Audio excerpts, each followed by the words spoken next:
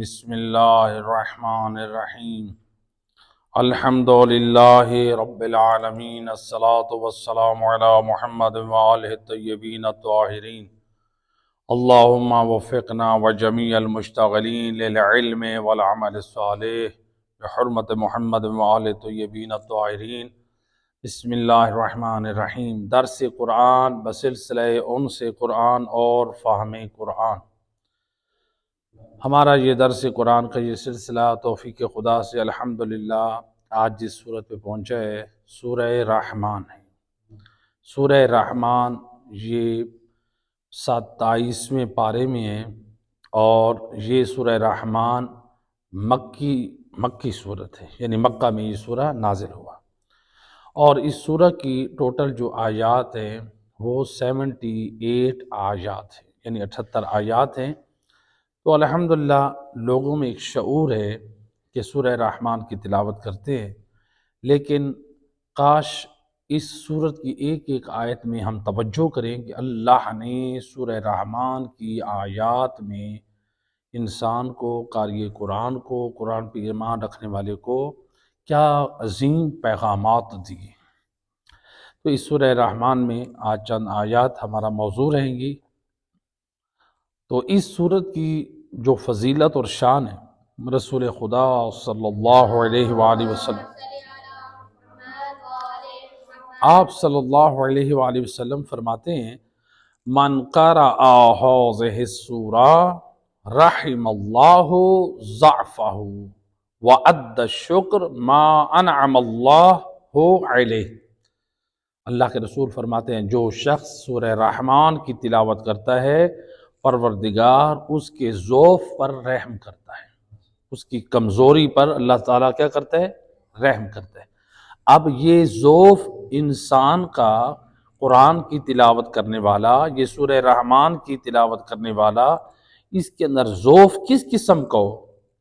تو ضعف جو ہے نا، اس میں ہر قسم کا ضعف ہو سکتا ہے۔ یعنی اگر کسی کے اندر ضعف ہے بدنی اعتبار سے، اللہ اس صورت کی برکت سے اس کے اس ضعف کو دور کر دے گا۔ اگر اس کے اندر ضعف ہے، کمزوری ہے، مالی اعتبار سے فقر ہے، تنگ دستی ہے، محتاجی ہے، تو اللہ مہربان رحم کرتے ہوئے اس صورت کی برکت سے کیا کرے گا؟ اس کے ضعف، اس کی کمزوری کو، تنگ دستی کو، فقیری کو دور کر دے گا۔ اگر اس کے اندر ضعف ہے، کمزوری ہے، کس اعتبار سے؟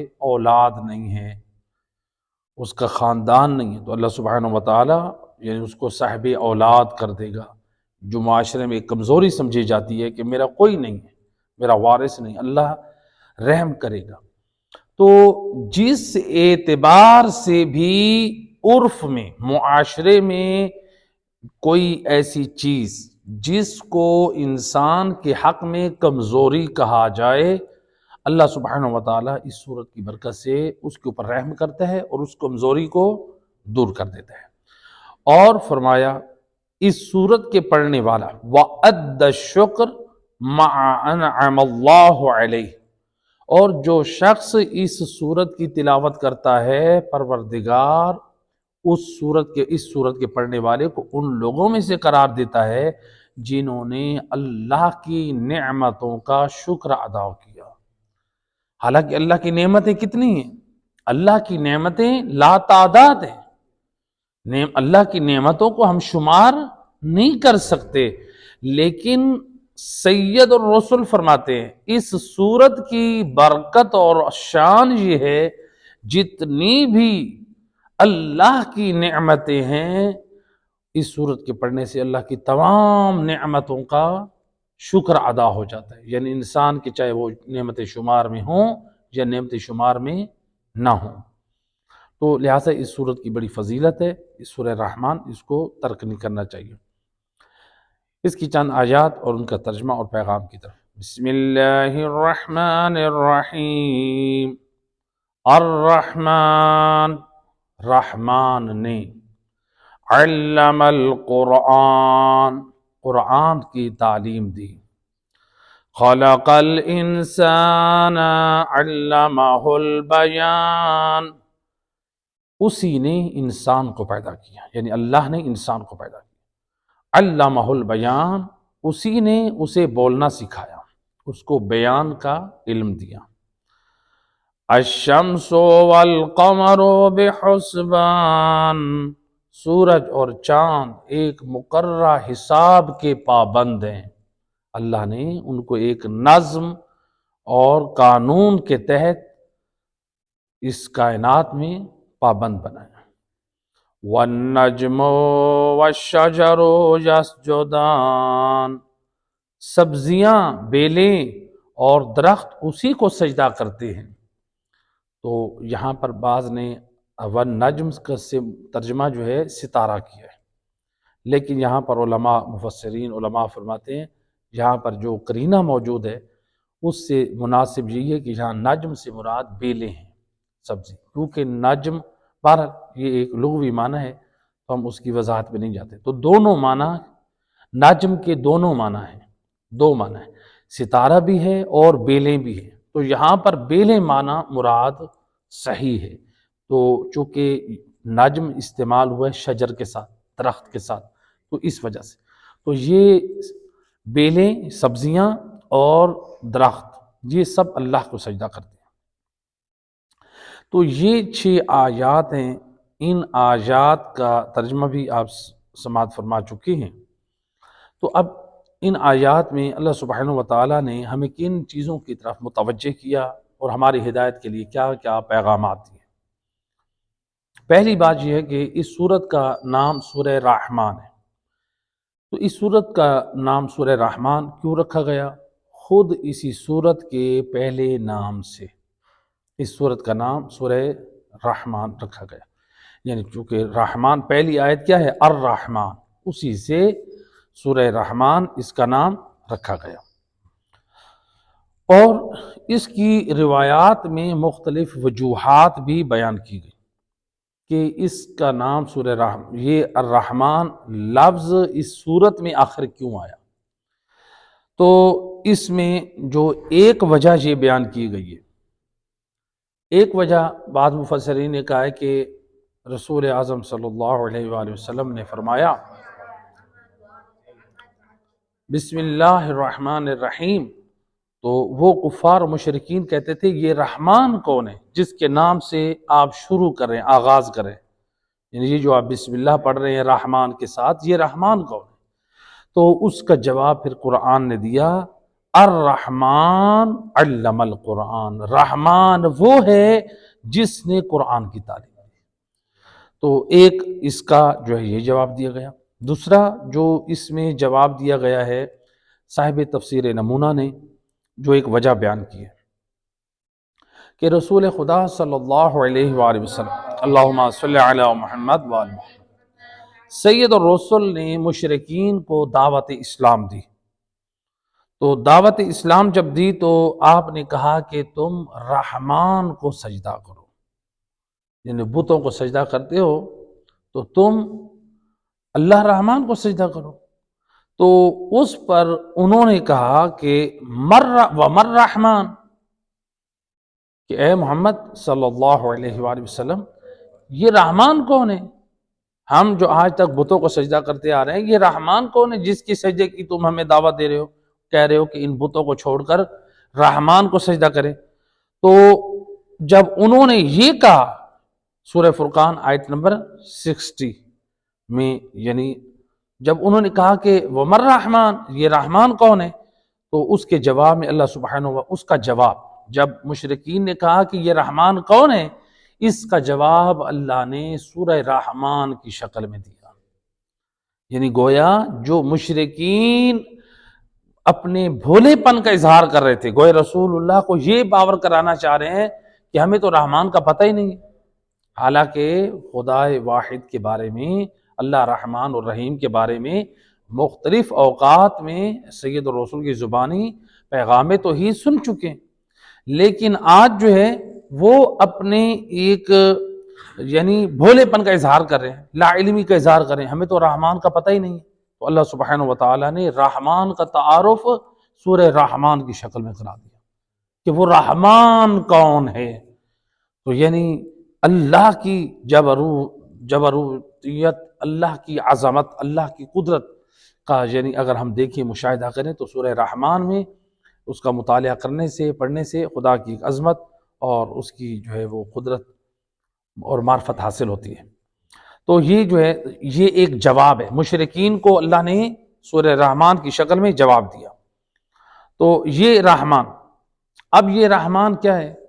یہ اللہ سبحانہ و تعالیٰ کے ناموں میں سے ایک نام ہے جی، اور یہ صرف لفظ رحمان لفظ جب بولا جائے تو یہ اللہ کی ذات پر، اللہ کے علاوہ کسی اور پر یہ بولنا جائز نہیں۔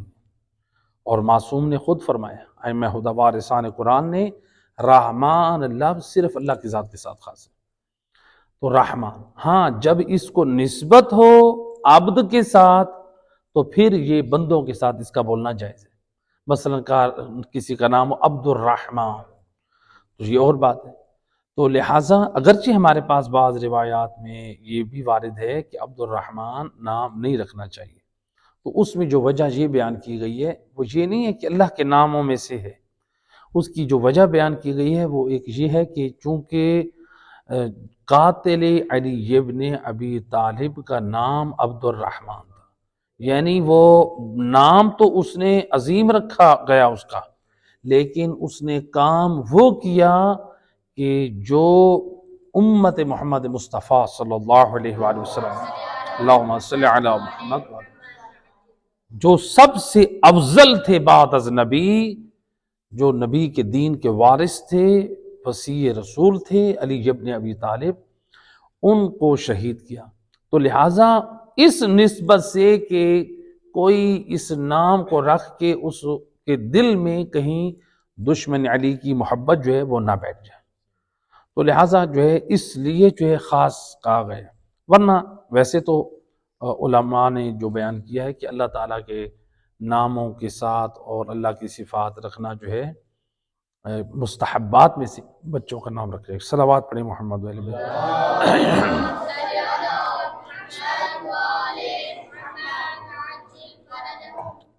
تو یہ رحمان جو ہے جب یعنی بولا جائے صرف رحمان، اللہ کی ذات کے ساتھ یہ استعمال ہے، یہ خاص ہے۔ تو اب یہ جو رحمان ہے، یہاں پر روایت ہے امام جعفر صادق علیہ السلام، اللہم صلی،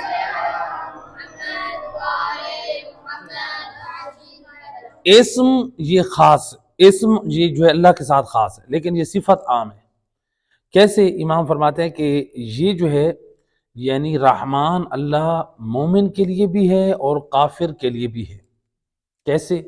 یعنی مہربان۔ کیسے اللہ کافر کے لیے بھی ہے؟ یعنی اللہ کافر کو بھی رزق دے رہا ہے، مومن کو بھی رزق دے رہا ہے۔ یہ خدا ہے جو اپنے دشمن کو بھی رزق دیتا ہے۔ تو لیکن ہم لوگ ہیں، ہمارا کوئی دشمن ہو لیکن حقدار ہو تو ہم اس کو محروم کر دیتے ہیں، لیکن خدا کی قدرت سے اس کے نظام کو ہم پہچانیں کہ یعنی وہ اس قدر مہربان ہے کہ دشمن کو بھی وہ رزق دیتا ہے۔ تو اس لیے یہ اللہ رحمان ہے، یعنی وہ کافر پہ بھی مہربان ہے اور مومن پہ بھی مہربان۔ اسم خاص ہے، صفت عام ہے۔ اسی طرح اللہ کا نام جو رحیم ہے، وہ اللہ کا یہ اسم عام ہے، ہر کوئی رکھ سکتا ہے، لیکن یہ صفت خاص ہے۔ یہ صفت کیسے خاص ہے؟ کہا کہ یہ اللہ جو مہربان رحیم ہے یہ صرف مومنوں کے لیے۔ یہ کس کے لیے؟ بس، یہ کافروں کے لیے اللہ رحیم نہیں ہے۔ مہربان کافر اور مومن دونوں کے لیے، رحیم صرف مومنوں کے لیے۔ یعنی میدان قیامت میں جو اللہ کا کرم ہوگا، جو رحمت اور برکت ہوگی، وہ صرف مومنین کے حق میں ہوگی۔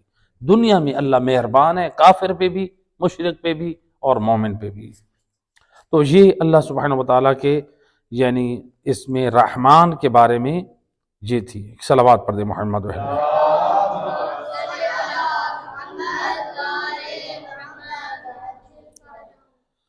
تو لہٰذا یہاں پر جو ہے رحمان، تو اب یہ پہلی آیت کے متعلق تھا۔ دوسری آیت جس میں یہ بیان کیا گیا، علم القرآن، رحمان نے کیا کیا؟ قرآن کی تعلیم دی، یعنی اللہ نے تعلیم دی۔ کس کو دی؟ یعنی رسول اللہ کو تعلیم دی۔ یہاں پر علماء مفسرین نے اختلاف کیا کس کو تعلیم دی؟ فرشتوں کو دی، نبی کو دی، کس کو دی؟ تو جو مشہور ہے معنی کہ وہ اللہ نے رسول اللہ کو یہ تعلیم دی، اور صاحب تفسیر نمونہ نے بھی اسی معنی کو اختیار کیا کہ اچھا صاحب تفسیر نمونہ نے یعنی ایک اور جو زیادہ معنی مناسب، وہ کہتے ہیں کہ جو زیادہ مناسب ہے وہ یہ ہے کہ اللہ نے رسول اللہ کے ذریعے سے جن و انس کو تعلیم دی۔ اللہ نے جن و انس کو رسول اللہ کے ذریعے تعلیم دی، تو یہ معنی مراد ہے۔ تو کہتے ہیں کہ یہاں پر جو ہے یعنی رسول اللہ کے ذریعے جن و انس کو تعلیم دی گئی ہے، تو یہ اس بات کی طرف اشارہ ہے۔ تو اب یہاں پر ہمیں اس بات سے یہ بھی معلوم ہوا کہ رسول خدا صلی اللہ علیہ وآلہ وسلم کہ پہلے آپ کی زبان پر ایمان لے آئیں گے تو اس کے بعد ہمیں بھی قرآن ملے گا۔ پہلے رسول اللہ کی زبان پر ایمان لانا پڑے گا۔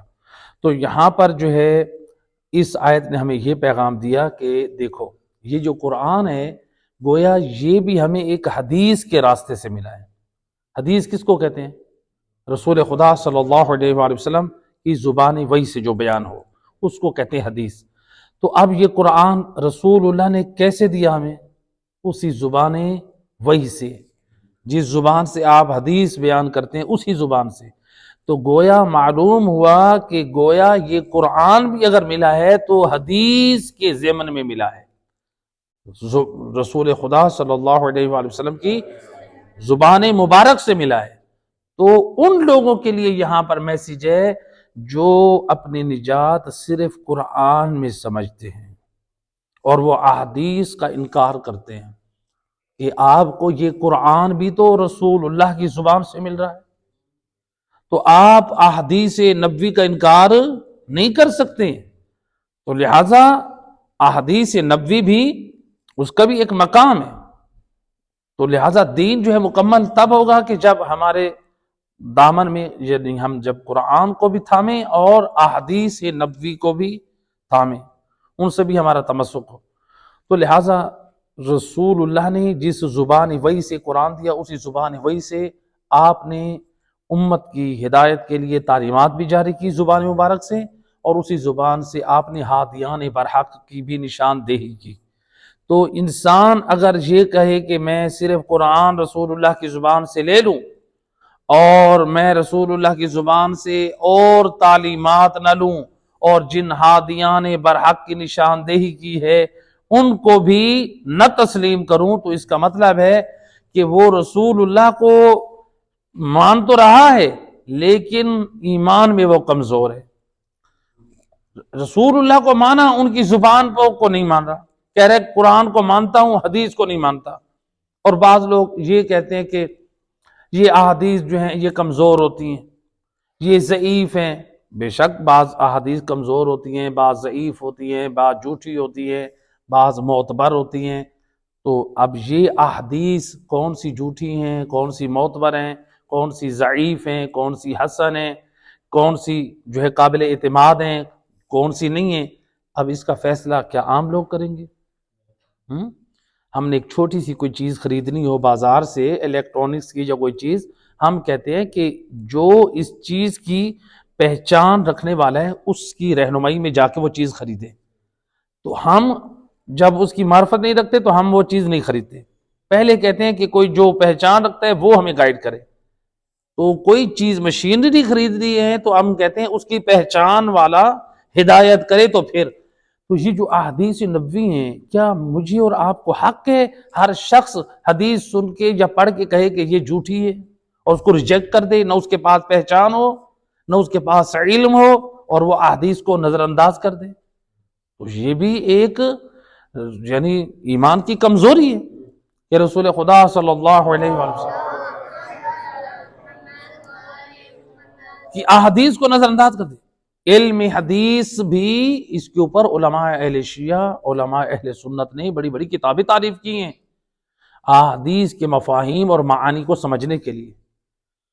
اس احادیث غریب کے معانی، احادیث کے مفاہیم کے معانی، اس لیے احادیث کی کتابیں ہیں۔ اور علم حدیث کو سمجھنے کے لیے علم حدیث کو سمجھنے کے لیے ہمارے پاس چند علوم ہیں، جیسے علم الرجال ہے، راویان حدیث کا علم ہے کہ جس سے یہ پہچانا جاتا ہے کہ کون سے راوی صحیح ہیں، کون سے غلط ہیں، کس طرح سے، اس کے بعد فیصلہ ہوتا ہے۔ اور دوسرا علم الدرایا ہے، جس سے متن حدیث کو دیکھا جاتا ہے، مفہوم حدیث کو دیکھا جاتا ہے۔ پہلے ایک حدیث کی چھان بین ہوتی ہے، پھر جا کے ہمارے علماء فقہا فتویٰ دیتے ہیں، بات کرتے ہیں۔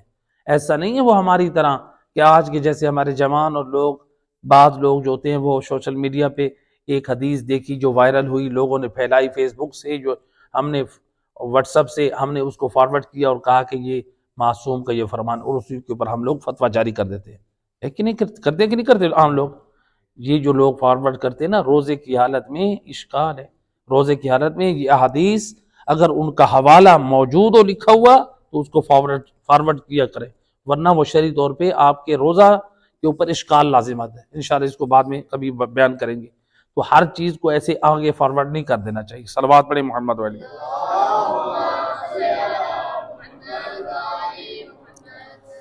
تو یہ جو ہے احادیث کا انکار نہیں کرنا چاہیے۔ تو اب یہاں پر جو ہے رسول خدا صلی اللہ علیہ وآلہ وسلم کے بارے میں، اللہم صلی علی محمد،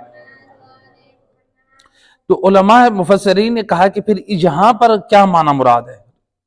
یہاں پر یہ جو کہا ہے کہ اللہ نے جو تعلیم دیا ہے قرآن، یہ کس کو دی ہے؟ تو خدا نے یہ قرآن کس کو تعلیم دی ہے؟ تو اس میں یعنی علماء نے اختلاف کیا، مفسرین نے، تو مختلف اس کے اندر جو ہے وہ احتمالات ہیں، لیکن جو قوی احتمال علماء نے کہا ہے کہ اس کے اندر جو موجود ہے، قرینہ موجود ہے، جو حالیہ ہے، وہ یہ ہے کہ اس سے مراد رسول اللہ ہے، کہ رسول اللہ کے بارے میں کہا گیا کہ رحمان نے رسول اللہ کو قرآن کی تعلیم دی۔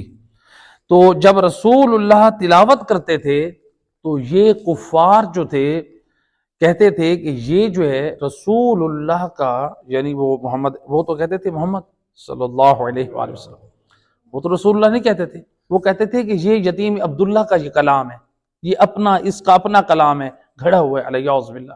یا پھر وہ یہ کہتے تھے کہ یہ انما یعلمہ بشر، یا وہ کافر کہتے تھے کہ یہ جو قرآن ہے نا، یہ جس کو یہ یتیم عبداللہ کہتے ہیں یہ اللہ کا کلام ہے، نہیں، یہ کسی بشر نے اس کو تعلیم دیا ہے، تو یہ وہ کلام ہے۔ اب اللہ نے ان لوگوں کے جواب میں فرمایا یہ قرآن میرے حبیب کا گھڑا ہوا بھی نہیں ہے اور لوگوں کا تعلیم دیا بھی نہیں، بلکہ کیا کہا؟ الرحمن علمہ القرآن، الرحمن علم القرآن، کہ رحمان نے قرآن کی تعلیم دی ہے۔ تو لہٰذا یہاں پر اللہ نے جواب دیا ہے کہ میں اللہ نے، رحمان نے نبی پاک کو قرآن کی تعلیم دی ہے۔ تو گویا اللہ نے یہاں پر واضح کیا کہ یہ قرآن وحی الہی کا مجموعہ ہے۔ تو اس سورہ رحمان میں اللہ سبحانہ وتعالی نے نعمتوں کا ذکر کیا ہے۔ سورہ رحمان میں اللہ نے کیا کیا ہے؟ نعمتوں کا ذکر کیا ہے، اور نعمتوں کو ذکر کے بعد اس لیے فرمایا فَبِأَيِّ آلَاءِ رَبِّكُمَا تُكَذِّبَانِ، اے گروہ جن و انس، تم اللہ کی کس کس نعمت کو جھٹلاؤ گے؟ اس آیت کا تکرار اللہ نے 31 مرتبہ قرآن میں کیا ہے۔ تو لہٰذا اللہ نے نعمتوں کا ذکر کر کے اب پہلی نعمت اللہ نے قرآن میں کون سی بیان کی؟ ایک مل کے صلوات پڑھے محمد و اہل بیت۔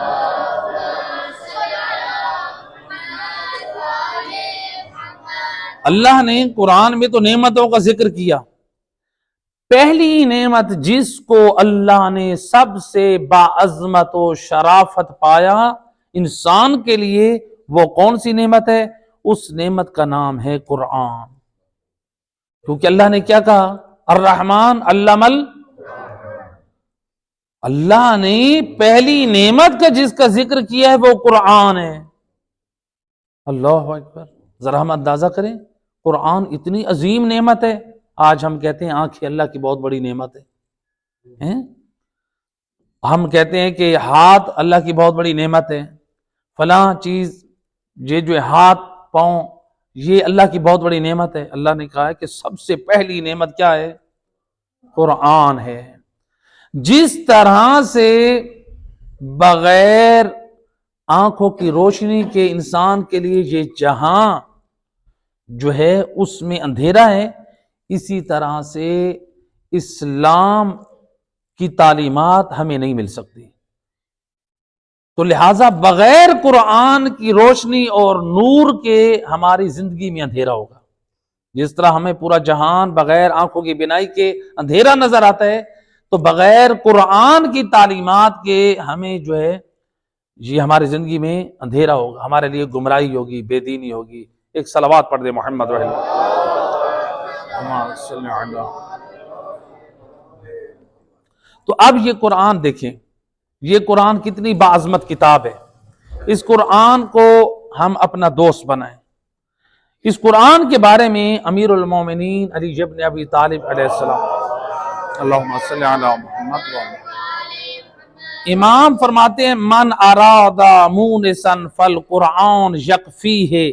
امام اپنی زبان عصمت سے فرماتے ہیں جو شخص چاہتا ہے کہ اس کا بہترین ساتھی اور دوست ہو، اس کے لیے قرآن کافی ہے۔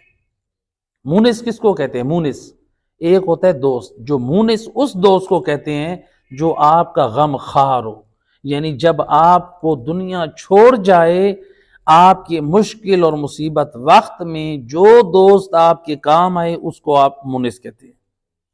اور اس لیے امام فرماتے ہیں من اراد مونسا، یعنی جو غم خاری میں، جو تنہائی میں، مصیبت کے وقت بھی چاہتا ہے کہ میرا دوست میرا ساتھ نہ چھوڑے، اس کو چاہیے وہ قرآن سے دوستی رکھے۔ یعنی امام نے اس حدیث میں یہ اشارہ کر دیا کہ جب انسان قبر میں غم خاری کی حالت میں ہوگا، مصیبت کے عالم میں ہوگا، وحشت کے عالم میں ہوگا، اس وقت اندھیری قبر میں اپنی نجات چاہتا ہے، وہاں پر اپنی کامیابی چاہتا ہے، امام فرماتے پھر وہ اپنی دوستی قرآن سے لگائے۔ تو لہٰذا ہم میں سے یعنی کتنے لوگ ہیں جو قرآن سے اپنی دوستی رکھتے ہیں؟ قرآن سے ہماری دوستی ہونی چاہیے۔ تو لہٰذا قرآن سے دوستی سے دیکھیں، ہمارے امام میں زین العابدین علیہ الصلوۃ والسلام، اللہم صلی علی محمد وعلی محمد، امام علیہ السلام نے قرآن سے دوستی اور عشق کا جو نقشہ بیان کیا ہے، اپنی دوستی اور اپنے عشق کو قرآن سے کس طرح بیان کیا ہے۔ آؤ ذرا دیکھو ہماری زندگی میں بھی اس طرح قرآن سے دوستی ہے۔ ہم تو دنیا والوں کی دوستی اور یاریوں پہ ناز کرتے ہیں، میرا وہ بڑا پکا یار ہے، وہ میرا بڑا جگری یار ہے، وہ میرا بڑا غم خوار ہے، وہ مصیبت کے وقت مجھ پہ میرے ساتھ میری مدد کرنے والا ہے۔ امام بتا رہے ہیں کہ سب سے بہترین دوست قرآن ہے۔ دنیاوی دوست سارے چھوڑ جائیں گے، دفن ہونے کے بعد وہ بھی گھروں کو واپس آ جائیں گے، قبر پہ وہ کوئی دوست بھی دوست ہونے چاہیے، اس کا منع نہیں کیا جا رہا کہ معصوم نہیں کرے کہ آپ کے غمخوار دوست بھی انسان نہ ہو، ان کا ایک اپنا مقام ہے، لیکن قرآن وہ دوست ہے جو ہر مشکل گھڑی میں آپ کی مددگار بنتا ہے۔ امام زبان عصمت سے فرماتے ہیں، امام فرماتے ہیں لو مات من بین المشرق والمغرب لمستوحشت بعد ان یکون القرآن معی۔ امام زبان عصمت سے چوتھے امام فرماتے ہیں، اپنے چاہنے والوں کو، اپنے عزاداروں کو، ہر ایک کو پیغام ہدایت دے رہے ہیں، فرماتے ہیں اگر مشرق اور مغرب کے لوگ یعنی پوری کائنات میں لوگ مر جائیں اور میرے ساتھ صرف قرآن ہو تو میں زین العابدین تنہا اس کائنات میں وحشت محسوس نہیں کروں گا۔ یہ قرآن کی عظمت ہے۔ آج ذرا دیکھیں، میں آپ سے سوال کرتا ہوں، ہم میں سے کسی کو کہا جائے کہ آپ نے پوری رات قبرستان میں بیٹھنا ہے، جو آپ کے ساتھ بہت بڑا قبرستان ہے، اس قبرستان میں آپ جا کے بیٹھ جائیں جہاں پر نہ لائٹ کا انتظام ہے، کچھ بھی نہیں، اپنے ایمان سے بتائیں کوئی بیٹھنا پسند کرے گا؟ ایک وحشت سے، خوف سے کلیجہ منہ میں آئے گا کہ ہم قبرستان میں رات کے اندھیرے میں کیوں بیٹھیں؟ حالانکہ آپ کو یہ بھی یقین ہے کہ میری اولاد، میرے بھائی، رشتہ دار بھی موجود ہیں اور اس قبرستان کے ارد گرد آبادی بھی موجود ہے۔ اور امام کیا کہہ رہے ہیں؟ امام فرماتے ہیں پوری کائنات میں سب لوگ مر جائیں، کوئی بھی نہ ہو، اور میں اکیلا ہوں۔ اللہ اکبر! آپ کو معلوم ہے کہ میں جس قبرستان میں بیٹھا ہوں اس قبرستان کے ارد گرد سارے میرے رشتہ دار تمام لوگ زندہ ہیں، تو آپ کو بیٹھنے میں وحشت ہوتی ہے۔ اور امام کہتے ہیں کہ مجھے اگر پوری کائنات میں لوگ مر جائیں اور صرف میں تنہا رہ جاؤں اور میرے ساتھ قرآن ہو، مجھے وحشت نہیں ہوگی، کیونکہ قرآن ایسا ساتھی ہے جس سے زین العابدین کو وحشت محسوس نہیں ہوتی۔ اللہ اکبر! یہ قرآن وہ ہے، یہ ایسا ہے، یہ ایسا مددگار ہے، یہ بہترین دوست ہے۔ اس لیے جناب فاطمہ زہرا سلام اللہ علیہا نے اللہم صلی علی محمد بی بی نے وصیت کی تھی، یا ابا الحسن، میرے مرنے کے بعد میری قبر پہ تلاوت قرآن کرنا۔ اور روایت میں ملتا ہے کہ یہ حضرت سلمان بھی جناب سیدہ کی قبر پہ آ کے تلاوت کرتے تھے۔ کیوں؟ وہ بھی جانتے تھے بنت رسول کو تلاوت قرآن سے بڑا عشق ہے۔ جی جناب سیدہ کو گفٹ کیا، ہدیہ کیا۔ ہم اپنے ماں باپ کو، اپنی آل اولاد، رشتہ داروں کو گفٹ کرتے ہیں، تحفے بھیجتے ہیں۔ اگر آل محمد سے مودت اور محبت رکھتے ہیں، جناب سیدہ کی ایام ولادت باسعادت قریب ہے، قرآن کا ختم کا اہتمام کریں، جناب سیدہ کو قرآن گفٹ کریں، اپنے بزرگوں کو ہدیہ کرتے ہیں۔ جس بی بی کی مودت و محبت ہمارے اوپر فرض ہے، جس بی بی کو قرآن پسند ہے، کیا اس کو ہم قرآن ہدیہ نہیں کر سکتے؟ گفٹ کریں، اہتمام کریں، اور پھر آپ خدا سے دعا کریں، بار الہ جو میں نے جناب سیدہ خدمت میں جو گفٹ پیش کیا ہے، اس عمل کے بدولت تو تیرے خزانے سے جو ثواب ملے وہ میرے مرحومین کو عنایت عطا فرما، اس عمل کا اور بھی اجر بڑھ جاتا ہے۔ تو لہٰذا کوشش کریں اپنی زندگی میں تلاوت قرآن کو شامل رکھیں۔ ایک صلوات پڑھیں محمد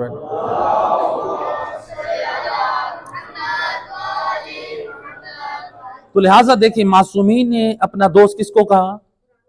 قرآن کو، اور ہم لوگوں نے دوست کس کو بنایا آج کے دور میں؟ موبائل کو۔ امام ہمیں ہماری دوستی قرآن سے دیکھنا چاہتے ہیں۔ آج کوئی ہمارے ہاں تنہائی محسوس کرتا ہے، وحشت محسوس کرتا ہے، کہتے ہیں ہم اکیلے ہوتے ہیں، میرے بوڑھے ماں باپ اکیلے ہیں، جوان اکیلا ہے، گھر میں میری بیوی اکیلی ہوتی ہے، اس کو موبائل لے کر دیتے ہیں۔ ہم لوگ اپنی تنہائی کو دور کرنے کے لیے موبائل کو دوست بناتے ہیں۔ ہم کہتے ہیں گھر میں ہم تنہا ہوتے ہیں، ہمیں وحشت ہوتی ہے، بوڑھے والدین ہیں، مثلا میری بیوی پیچھے اکیلی ہے، میرے بچے اکیلے ہیں، ان کو ٹیلی ویژن LCD لگوا دیں، ان کو ٹیلی ویژن دے دیں۔ ہم اپنی دوستی ٹیلی ویژن میں، اپنی موبائلوں میں، ان چیزوں میں کہ بیٹھ کے، ٹھیک ہے آپ جائز اور اچھی چیزوں کا استفادہ، کتنے لوگ ہیں ماشاءاللہ، ہادی ٹی وی ہے، بہترین علماء کے وہاں پر اسپیچز آتی ہیں، لیکچرز ہیں، علماء کے دروس ہیں، مجالس ہیں، مسائل فقہی بیان ہوتے ہیں ہادی ٹی وی پہ، آپ اس سے استفادہ کریں۔ اور جو ہے گھروں میں، یعنی لوگ فرمائش کرتے ہیں کیبل والے سے کہ فلاں چینل لگائیں، محلے والے ریکویسٹ کرتے ہیں کیبل والے سے، ہم لوگ وہ کیبل والے سے یہ کیوں نہیں کہتے کہ ہادی چینل لگائیں، ہمارے گھروں میں ہادی چینل ہو تاکہ لوگ اس سے پیغام ہدایت حاصل کریں۔ ایک بہترین جو اسلامک چینل ہے، شیعہ چینل ہے ٹی وی پر، شیخ محسن علی نجفی صاحب نے بہت عظیم کام کیا، اللہ تعالیٰ ان کی توفیقات خیر میں اضافہ فرمائے، مفسر قرآن ہے اور بہت عظیم وہ خدمات انجام دے رہے ہیں۔ تو لہٰذا یہ جو ہے اپنے گھروں کے ماحول کو پاکیزہ رکھنے کے لیے ہدایت کی طرف جائیں۔ ہم لوگوں نے اپنے وقت برباد کریں موبائلوں میں، فضول چیزوں میں، ٹیلی ویژن میں، ان چیزوں میں، تو لہٰذا ہماری دوستی ان چیزوں میں۔ جب ہم قرآن سے دور ہو گئے تو پھر ہم دین سے بھی دور ہو گئے، قرآن سے دور تو دین سے دور۔ جو لوگ قرآن سے دور ہو گئے، ایک صلوات پڑھے محمد۔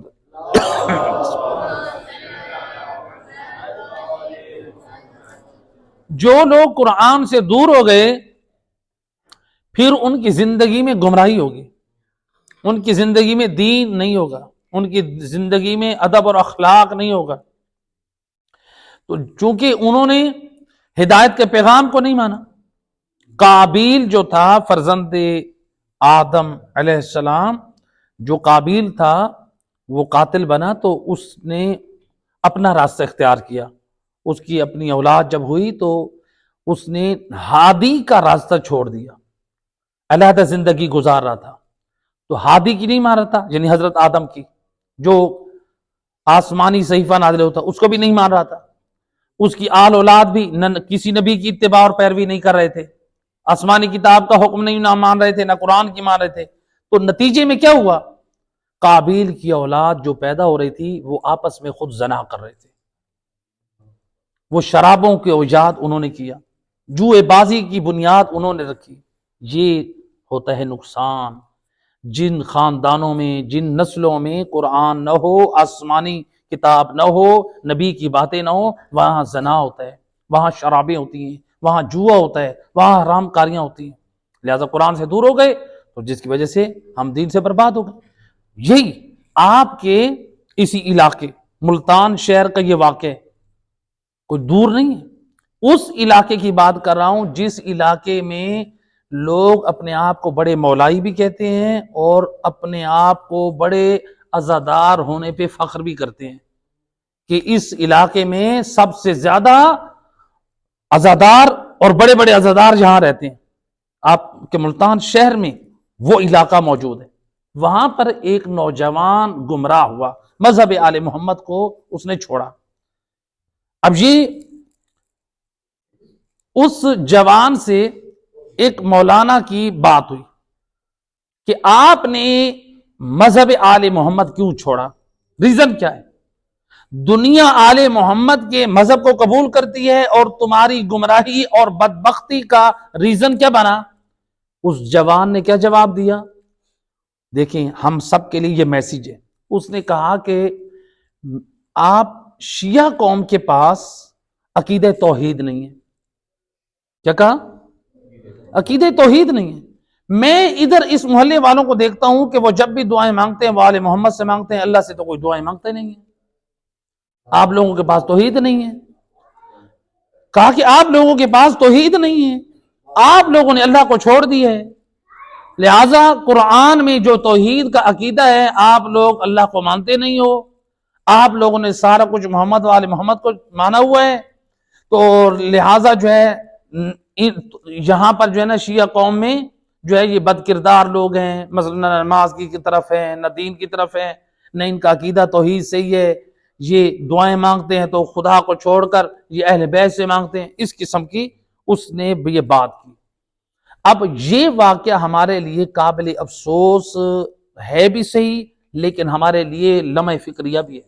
ہم صرف افسوس نہ کریں کہ وہ جوان بدبخت گمراہ ہو گیا، بلکہ اس جوان کی گمراہی سے ان علاقے والوں کو بھی میسج دے دیا کہ دیکھو اس کا مطلب ہے تم لوگ دین کا کام نہیں کر رہے ہو، تمہارے اندر وہ تعلیمات قرآن اور اہل بیت نہیں ہے جس کی وجہ سے تمہارے جوان گمراہ ہو رہے ہیں. کیونکہ اس علاقے کا دوسرا جوان یہ گمراہ ہو رہا ہے، اس علاقے میں دوسرا جوان یہ گمراہ ہو رہا ہے. اس کا مطلب ہے قرآن اور اہل بیت کی تعلیمات نہیں. اور یہ ہمیں پیغام دیا گیا ہے دیکھو اپنی نسلوں اور اپنے جوانوں اور اپنے بچوں کو قرآن اور محمد وآل محمد کی تعلیم دو. کہیں ایسا نہ ہو ان جوانوں کی طرح تمہاری نسلیں بھی گمراہ ہو جائیں اور آل محمد کا مذہب چھوڑ جائیں. بات سمجھ آ رہی؟ تو ہم اس پر افسوس نہ کریں بلکہ ہمیں خبردار کیا جا رہا ہے آپ بھی اپنی ذمہ داری کو سمجھو. لہٰذا یہ اہل علم اس مقامی لوگ جو ہیں وہاں پر ان لوگوں کی ذمہ داری ہے، علماء کی شرعی ذمہ داری ہے، وہ اپنے فرائض کو ادا کریں احسن انداز سے، اور ہم سب کی ذمہ داری ہے معاشرے میں. تو لہٰذا ہم میں سے ہر ایک کوشش کرے پیغام ہدایت کو عام کرے. تو اس نے کیا کہا کہ میں نے شیعہ مذہب کو اس لیے چھوڑا کہ تم لوگوں کا عقیدہ توحید صحیح نہیں. اب میرا جواب اس جوان کے نام اور ہر اس شخص کے نام جو یہ کہتا ہے کہ آل محمد کے چاہنے والوں کا عقیدہ توحید صحیح نہیں ہے، یہ لوگ آل محمد سے مانگتے ہیں اللہ سے نہیں مانگتے، ان کا کردار صحیح نہیں ہے، یہ کردار کے پاک نہیں ہے. میرا ان لوگوں کو جواب، آؤ اگر دیکھنا چاہتے ہو تو پھر عوام الناس کے کردار کو نہ دیکھو. کسی مذہب کے حق ہونے کا معیار لوگوں کا کردار اور عقیدہ نہیں ہوتا. آپ ہر مذہب میں دیکھیں گے، بریلوی مذہب میں دیکھیں وہاں پر بھی عقائد صحیح نہیں ہے، علماء ان کی مذمت کرتے ہیں بریلوی لوگوں کی. ان کی عقائد فاسد ہیں بہت سارے لوگوں کے، ان کا کردار بھی بد ہے۔ آپ دیوبندی مکتب میں دیکھیں تو وہاں پہ بھی لوگوں کے عقائد، جو عام لوگ ہیں ان کے عقائد بد ہیں، علماء کے مطابق نہیں ہیں، اور ان کے کردار بھی بد ہیں۔ اہل حدیث مکتب میں دیکھیں، اسی طرح آپ شیعہ مکتب میں دیکھیں تو آپ کو عام عوام الناس میں بد عقیدہ لوگ بھی نظر آئیں گے اور بد کردار لوگ بھی نظر آئیں گے۔ اگر آپ یہ کہتے ہیں کہ عوام الناس کے عقیدے اور عمل کو دیکھیں، یہ تو پھر ہر مذہب میں پایا جاتا ہے، پھر تو ہر مذہب غلط ہوا۔ تو ہر مذہب کے حق ہونے کا معیار پھر کیا ہے؟ ہر مذہب کے حق ہونے کے معیار کو اگر پہچاننا ہے، حق تک پہنچنا ہے، تو پھر آپ اس مذہب کے بزرگوں اور سرداروں تک پہنچو، ان کو دیکھو، اور کوئی مائی کا لال ہمیں دکھا دے کہ آل محمد نبی کے بعد علی سے لے کر امام مہدی تک کسی امام کا عقیدہ غلط ہو، کسی امام کے کردار میں اس نے کوئی عیب اور نقص دیکھا ہو، بلکہ دنیا اسلام نے، علماء اہل سنت کے بڑے بڑے علماء نے کہا ہے، اگر عقیدہ توحید اگر ہمیں جو ملتا ہے نظر آتا ہے وہ شیعیان علی کے پاس ہے، جو نہج البلاغہ میں علی ابن ابی طالب کے خطبات میں نظر آتا ہے، یہی سیف سجادیہ امام زین العابدین کی دعاؤں میں نظر آتا ہے۔ صلی اللہ لہذا جو لوگ ہم پہ اعتراض کرتے ہیں کہ یہ شیعہ مذہب میں عقیدہ توحید صحیح نہیں ہے، یہ آل محمد سے مانگتے ہیں، آؤ ہمیں تو چوتھے امام نے سیف سجادیہ کی دعاؤں میں رب کی بارگاہ میں مناجات کر کے بتا دیا کہ ہم دعا اللہ سے کرتے ہیں۔ لہذا محمد و آل محمد کی سیرت موجود ہے، آپ عام لوگوں کی طرف کیوں جاتے ہیں؟ عوام الناس کے عمل کو کیوں دیکھتے ہیں؟ عوام الناس کے عمل کو دیکھتے ہیں تو وہ ہر مکتب میں غلط لوگ پائے جاتے ہیں۔ کوئی ہمیں دکھا دے آل محمد کے اندر کوئی نقص دکھا دے، کوئی عیب دکھا دے، بلکہ علماء اہل سنت نے، بڑے بڑے بزرگوں نے، بڑے بڑے علماء نے آل محمد کے پاک سیرت اور کردار، ان کی عظمت و شرافت و کرامت کے واقعات پر کتابیں لکھ دی ہیں، اور اس بات کا انہوں نے جو ہے وہ اقرار کر لیا ہے کہ جو کردار اور تعلیمات ہمیں نبی کے بعد علی اور گھر اولاد علی سے ملا ہے، ہمیں نبی کے بعد نبی کے اصحاب سے نہیں ملا۔ تو لہٰذا کوئی یہ نہ کہے کہ مذہب شیعہ میں شیعہ افراد جو ان کا کردار بد ہے یا ان کا عقیدہ بد ہے۔ آؤ دیکھو نبی کے بعد مولا علی اور ان کی پاک اولاد میں امام مہدی تک آپ کو ان کو بہترین ایمان وہ مثال نظر آئے گی اور ان کے اندر پاک کردار نظر آئے گا۔ تو لہٰذا عوام الناس کا کردار اور عقیدہ معیار نہیں ہے، بلکہ ہر مذہب کے بزرگان کو دیکھنا چاہیے۔ تو ہمارے مذہب کی بنیاد اور اساس کون ہے؟ ہم نبی کے بعد اگر اپنا بزرگ اور مانتے ہیں تو وہ نبی کی آل مولا علی سے لے کر امام مہدی تک مانتے ہیں۔ ہمیں بتا دے کوئی شخص جو ہم پہ اعتراض کرتے ہیں۔ مولا علی علیہ السلام فرماتے ہیں میں نے آنکھ پلک کے جھپکنے کی مقدار تک بھی غیر خدا کو سجدہ نہیں کیا۔ دنیا دکھائے ذرا علی اور اولاد علی میں کیسا کردار رہا ہے، اور ہم بتاتے ہیں دنیا والوں میں کہ وہ ہم کیسے تھے۔ کتنے ایسے اصحاب تھے جو 40 سال بتوں کی عبادت کرتے رہے اور بعد میں مسلمان ہوئے۔ تو لہٰذا دنیا ہمیں کہے گی، ہمیں سکھائے گی کہ شیعوں کے اندر بد کردار ہیں اور بد عمل ہیں۔ آؤ ہمارے پیشواؤں کو دکھاؤ۔ ہمارے پیشوا تو وہ ہیں جنہوں نے پلک جھپکنے کی مقدار بھی غیر خدا کو سجدہ نہ کیا۔ تو لہٰذا ہم اس امام کے ماننے والے ہیں۔ تو لہٰذا ہم میں سے ہر ایک نہج البلاغہ کو اپنی زندگی میں رکھے اور اہل بیت کی تعلیمات کو رکھے۔ صلوات پڑھے محمد و اہل بیت۔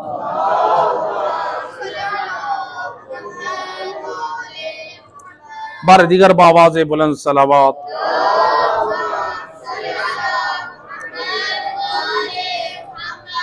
لہذا اسی لیے نہج البلاغہ وہ عظیم کتاب ہے۔ جو لوگ اعتراض کرتے ہیں آئیں نہج البلاغہ کو ایک مرتبہ ضرور پڑھیں، شروع سے آخر تک پڑھیں، کیونکہ مولا علی علیہ السلام کو ہم نے مانا ہے تو مولا علی کا یہ وہ کلام ہے جس کے اندر اتنے بڑے بڑے عظیم خطبات ہیں، بڑی بڑی آپ کی الجھنیں دور ہوں گی، جو تاریخی اعتبار سے مولا علی علیہ السلام کی زندگی میں جو پیش آئے تھے واقعات، امام کے وہ خطوط موجود ہیں امام کے زمانے میں پیش آنے والے جو حالات تھے ان کو امام نے کس انداز سے بیان کیا.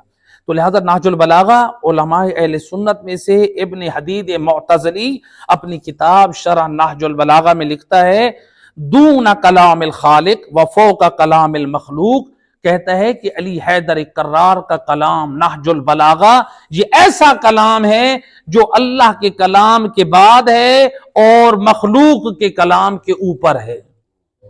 علی کا کلام وہ کلام ہے، اگر دیکھا جائے تو خدا کے کلام کے بعد جو نمبر آتا ہے وہ علی کے کلام کا ہے، اور مخلوق کا کلام علی کے کلام کے مقابلے میں عاجز نظر آتا ہے. صلوات پڑھیں محمد وآل محمد.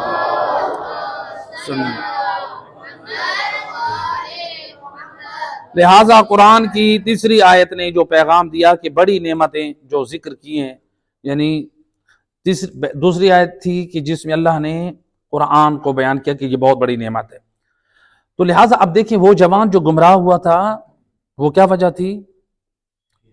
توحید سے، قرآن سے دور ہیں.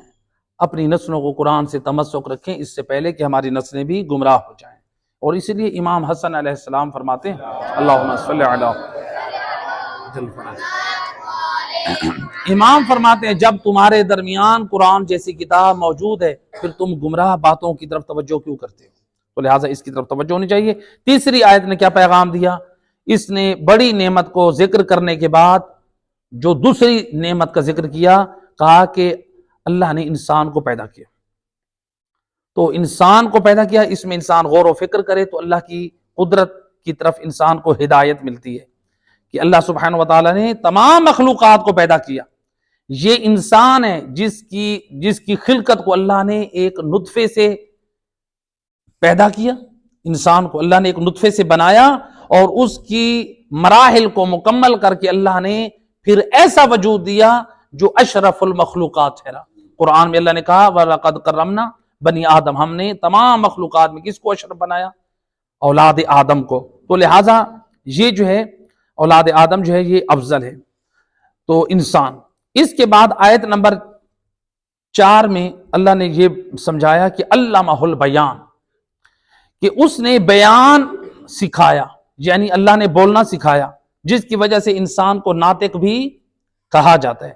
بولنے کی وجہ سے انسان کو کیا کہا جاتا ہے؟ ناطق. اہل منطق علم منطق آپ سنتے رہتے ہیں. اہل منطق وہ کہتے ہیں کہ ناطق کس کو کہتے ہیں؟ صاحب قوت نطق، یعنی جس کے اندر بولنے کی صلاحیت ہو، یا کہا کہ جس کے اندر جو ہے وہ قوت عقل ہو، جو عقل رکھتا ہے، اس کو کہتے ہیں ناطق. یا کہتے ہیں کہ مدرک الکلیات، جو کلیات کو درک کرنے والا ہو، کلی امور کو، یعنی جزوی امور کو نہیں، جو کلی امور کو درک کرے اس کو ناطق کہا جاتا ہے.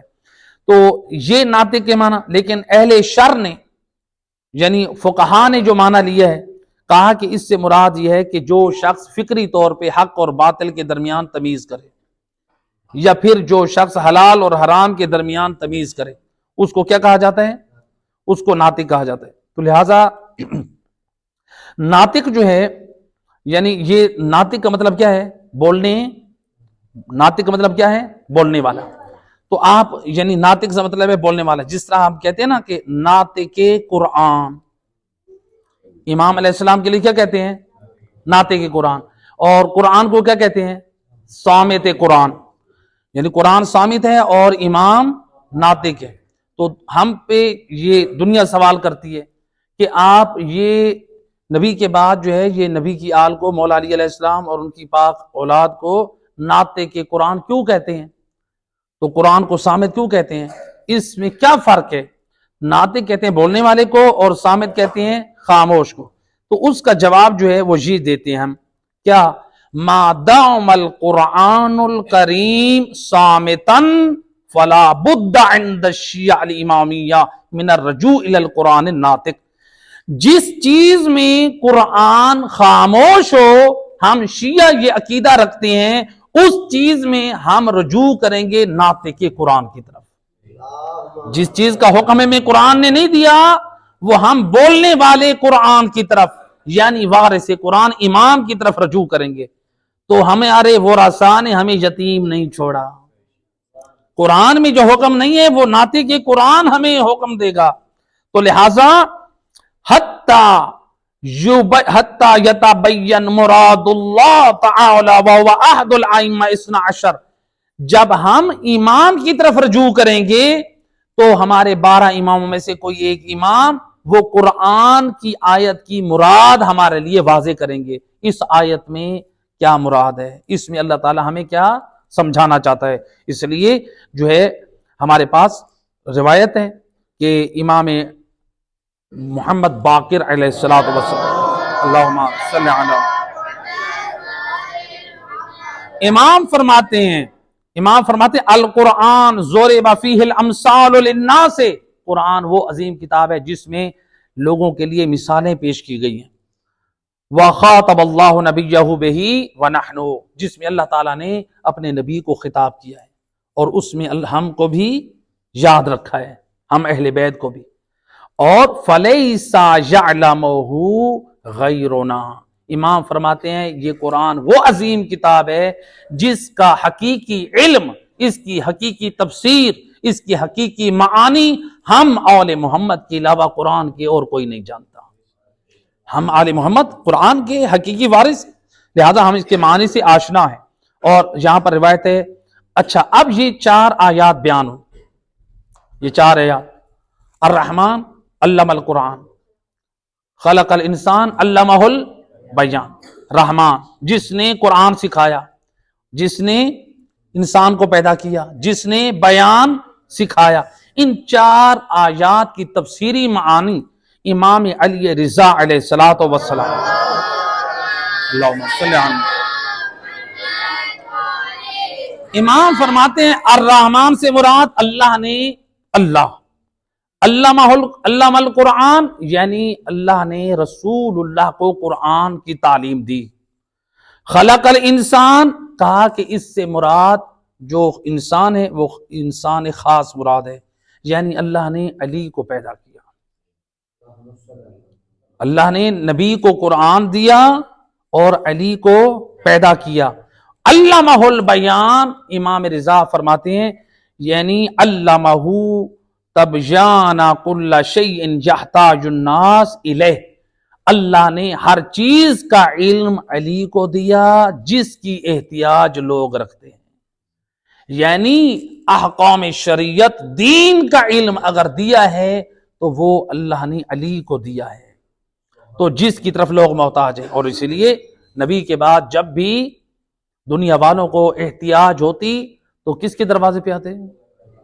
مولا علی علیہ السلام کے دروازے پہ. کبھی تاریخ میں آپ کو نہیں ملے گا کہ علی کسی صحابی کے دروازے پہ چل کر گئے ہوں، بلکہ نبی کے بڑے بڑے اصحاب نے اپنی زندگی میں اعتراف کیا لولا علی لہلک فلاں، اگر علی میری مشکل کشائی نہ کرتے میں ہلاک ہو جاتا.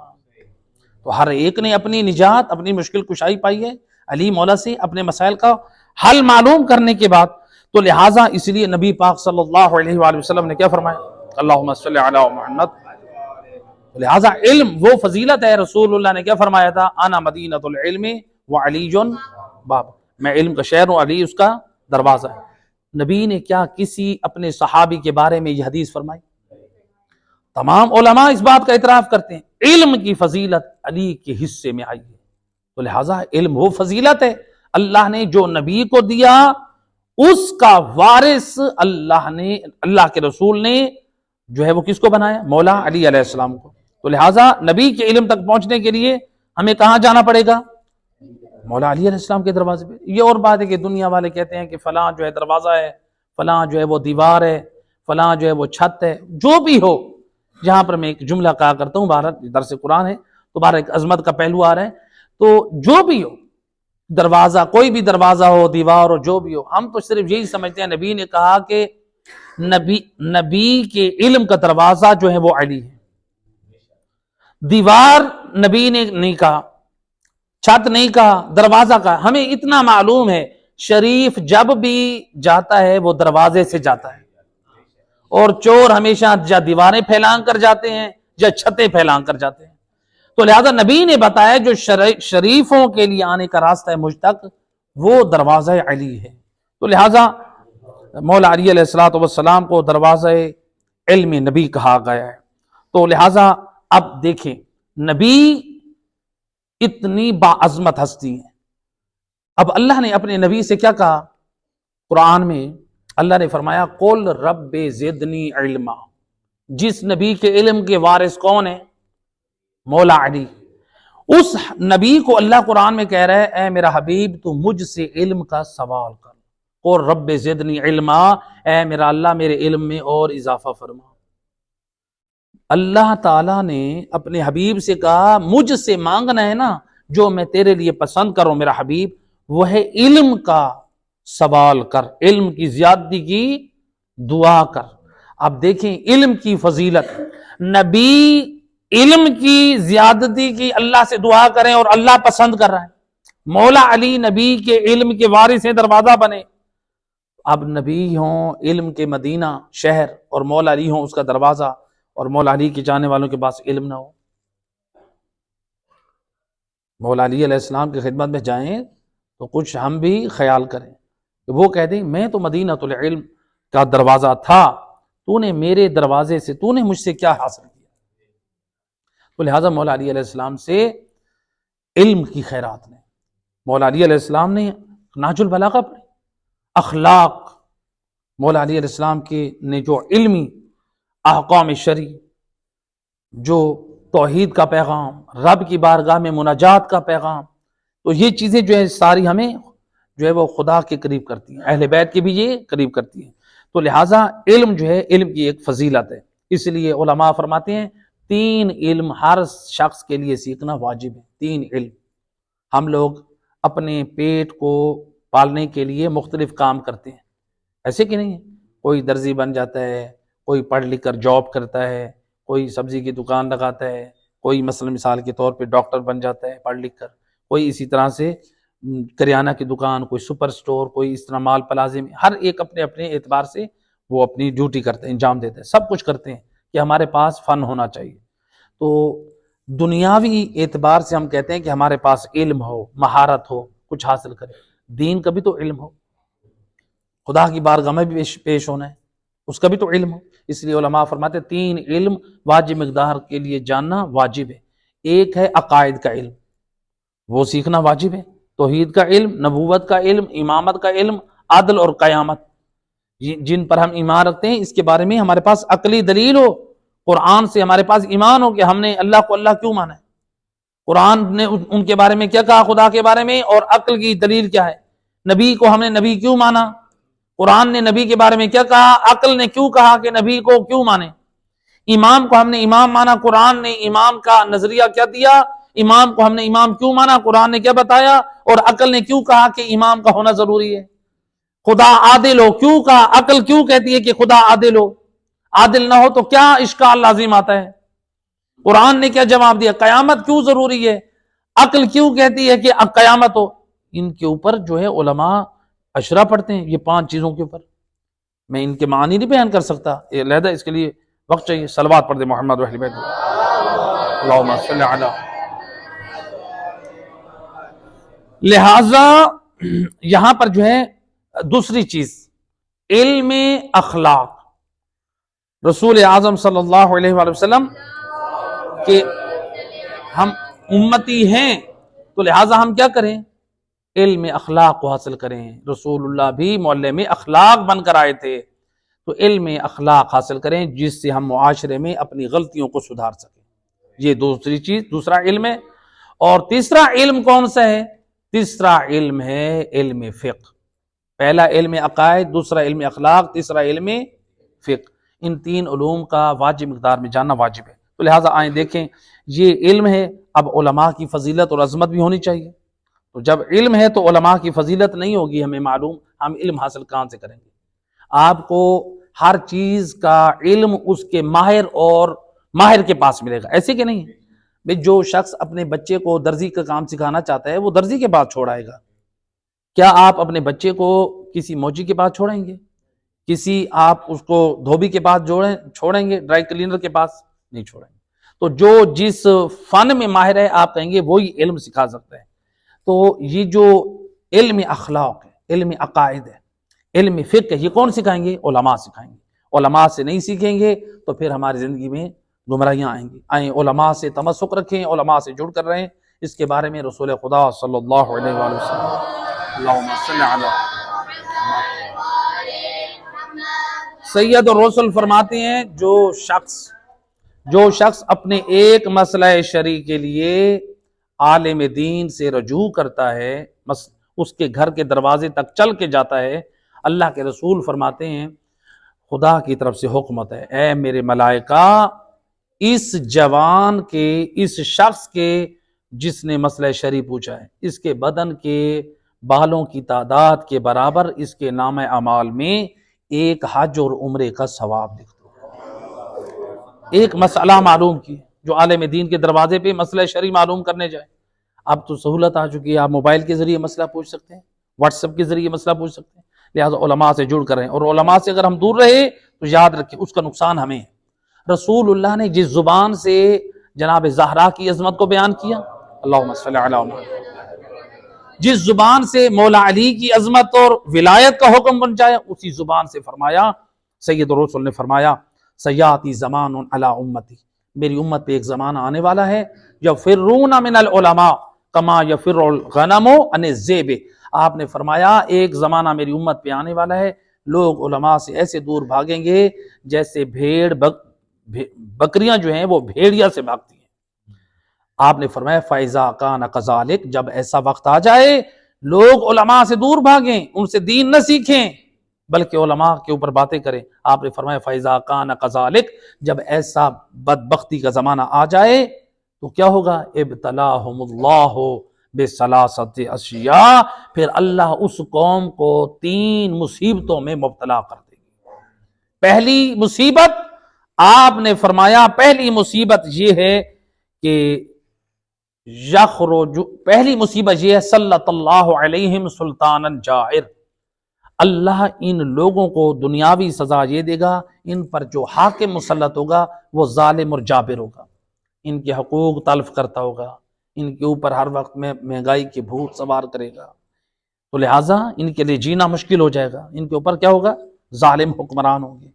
یہ پہلی مصیبت ہے. اور دوسری مصیبت سید الرسل فرماتے ہیں کہ جو دوسری مصیبت ہے یرفع البرکہ من اموالہم، یہ جتنا بھی کمائیں گے دن رات یہ کمائیں گے، ان کی اولادیں کمائیں گی، ان کے مال سے اللہ برکت اٹھا لے گا. روئیں گے ہم جتنا کماتے ہیں گھروں میں برکت نہیں ہے، رحمت نہیں ہے. اللہ کے رسول فرماتے ہیں یہ علماء سے دوری کی سزا ہے دنیا میں. اللہ ہے. تیسرا یخرجون من الدنیا بلا ایمان، فرماتے ہیں یہ دنیا سے جب رخصت ہوں گے بے ایمان ہو کر مریں گے. کیوں؟ اس لیے احکام شریعت کا پتہ نہیں ہے، اخلاق آل محمد کا پتہ نہیں ہے، آل محمد نے جو صحیح جو ہیں وہ عقائد دیے ہیں ان کا ہمیں علم نہیں ہے. تو لہٰذا علماء سے اپنے جڑ کر رہیں، اپنے مسائل کا حل معلوم کریں. جب تک ہم کسی کے ساتھ نہیں بیٹھیں گے یاد رکھیں اس وقت تک ہم حق کو نہیں پہچان سکتے. سنی سنائی باتوں پر عمل نہ کیا کریں. اس لیے امام حسن علیہ السلام فرماتے ہیں اللہم صلی علی محمد وعلی محمد.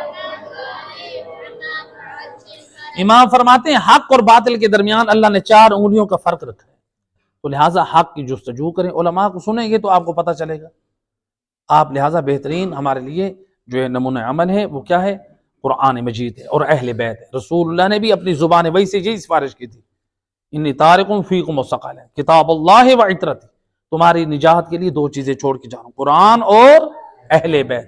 لہٰذا قرآن کے بغیر اور اہل بیت کے بغیر، دونوں کے بغیر انسان کی زندگی جو ہے وہ جہنم ہے، اندھیرا اور گمراہی. جس نے آل محمد کو چھوڑا، جس نے قرآن کو چھوڑا، جس نے دونوں میں سے کسی ایک کو چھوڑ دیا وہ گمراہ ہے، وہ کامیاب نہیں ہو سکتا. اس لیے کہ نبی نے اپنی امت کو نجات کی ضمانت دی ہے 2 چیزوں میں، یا قرآن ہے یا اہل بیت ہیں. دیکھیں اس کی ہم مثال دیا کرتے ہیں کہ ایک پرندہ ہے نا، وہ اپنی پرواز کے لیے 2 پروں کا استعمال کرتا ہے.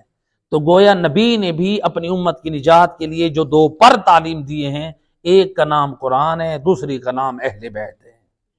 تو جو ان کے نور ولایت کو، ان کے اوپر ایمان رکھے دل میں اور ان پر عمل کرتا جائے گا وہ مومن کامیاب ہوتا جائے گا. آیت نمبر 5 اور 6 اس کا ترجمہ اور مختصر پیغام. آیت نمبر 5 میں اللہ نے فرمایا کہ سورج اور چاند اللہ کے حساب کی پابندی کرتے ہیں، یعنی کہا الشمس والقمر بحسبان، تو یہ اللہ کے نظام کی کیا کرتے ہیں؟ پابندی کرتے ہیں، یعنی سورج اور چاند اپنی مرضی سے غروب اور طلوع نہیں ہوتے، بلکہ اللہ کی مرضی سے طلوع اور غروب کرتے ہیں۔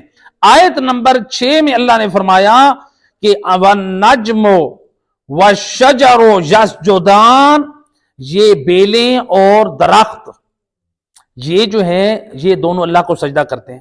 نجم کا ایک معنی ستارہ کیا گیا ہے، لیکن یہاں پر بیلیں مراد ہے، تو علماء کہتے ہیں یہاں پر بیلیں اور درخت، یعنی بیلیں وہ جس کا تنا نہ ہو اور درخت وہ جس کا تنا ہوتا ہے، تو یہ اللہ کو سجدہ کرتے ہیں۔ کیا مطلب؟ یعنی اللہ نے جو ان کے اندر تقویناً رکھ دیا ہے جو نظام کہ تم لوگوں یعنی یہ جو ہے سبزی پیدا ہونی ہے، آگے بڑھنا ہے، تو یہ اللہ کے اس نظام کی مخالفت نہیں کرتے۔